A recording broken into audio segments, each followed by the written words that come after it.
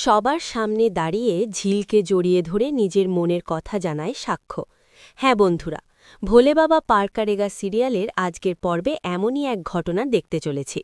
গল্পের শুরুতেই দেখা যায় সাক্ষ্যকে গ্রেফতার করার উদ্দেশ্যে বিয়ের মণ্ডপে হাজির হয় পুলিশ। কিন্তু দেবা প্রমাণ খতিয়ে দেখে অফিসাররা চমকে যায় এবং পরিস্থিতি সম্পূর্ণ উল্টো দিকে মোড় নেয়। সাক্ষ্যের বদলে শেষ পর্যন্ত গ্রেফতার করা হয় চৈতির। এক বড় চমক দেখতে চলেছি আমরা। বিয়ের আসরেই সাক্ষ্য সবার সামনে ঘোষণা করে যে সে ঝিলকেই বিয়ে করতে চায়। এই সিদ্ধান্ত চৈতির কাছে একেবারেই অগ্রহণযোগ্য। বহু বছর ধরেই চৈতি মনে মনে সাক্ষ্যকে ভালোবেসে এসেছে। তাকে পাওয়ার আশায় কত ষড়যন্ত্রই না করেছে সে। এমনকি মিথ্যে কথা ছড়িয়ে সাক্ষ্য আর ঝিলের সম্পর্ক ভাঙার চেষ্টাও করেছিল। কিন্তু আজ সব সত্য যখন প্রকাশ্যে আসে, তখন সেই সাক্ষ্যই চৈতিকে উপেক্ষা করে ঝিলকে বিয়ে করার সিদ্ধান্ত নেয়। চৈতি তখন নিয়ন্ত্রণ হারিয়ে বাড়াবাড়ি শুরু করলে সাক্ষ্য সবার সামনে একে একে প্রমাণ তুলে ধরে।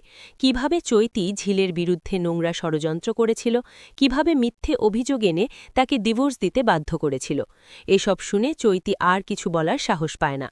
বিয়ে আটকানোর আর কোনো পথ না দেখে চৈতি থানায় গিয়ে পুলিশের কাছে অভিযোগ করে যে সাক্ষ্য বিয়ের মণ্ডপে এসে তাকে বিয়ে করতে অস্বীকার করেছে এবং তাকে গ্রেফতার করা উচিত। পুলিশ তখন জানায় আগে ঘটনাস্থলে গিয়ে পুরো বিষয়টা খতিয়ে দেখা হবে। পুলিশ বিয়ের আসরে পৌঁছতেই সাক্ষ্য রেগে গিয়ে বলে তাকে গ্রেফতার করার আগে চৈতিকেই আটক করা হোক, কারণ ঝিলের বিরুদ্ধে চক্রান্ত করে একটি সংসার ভাঙার জন্য দায়ী সেই। এরপর সাক্ষ্য সমস্ত প্রমাণ অফিসারদের সামনে তুলে ধরে। প্রমাণ দেখে পুলিশ স্পষ্ট জানিয়ে দেয় এই অভিযোগে চৈতিকেই গ্রেফতার করা হবে। সাক্ষ্য নিজের স্ত্রীকেই আবার বিয়ে করছে, তাকে আটক করার কোনো কারণ নেই। এই কথা শুনে চৈতি হতভম্ব হয়ে যায়। নিজেকে বাঁচানোর কোনো উপায়ই সে খুঁজে পায় না। সাক্ষ্যের পরিবারও স্বস্তির নিঃশ্বাস ফেলে। গল্পের প্রতিটি নতুন আপডেট সবার আগে পেতে এখনই চ্যানেলটি সাবস্ক্রাইব করুন, ভিডিওতে লাইক দিন আর বন্ধুদের সঙ্গে শেয়ার করতে ভুলবেন না। আবার দেখা হবে পরের ভিডিওতে। ততক্ষণ ভালো থাকুন।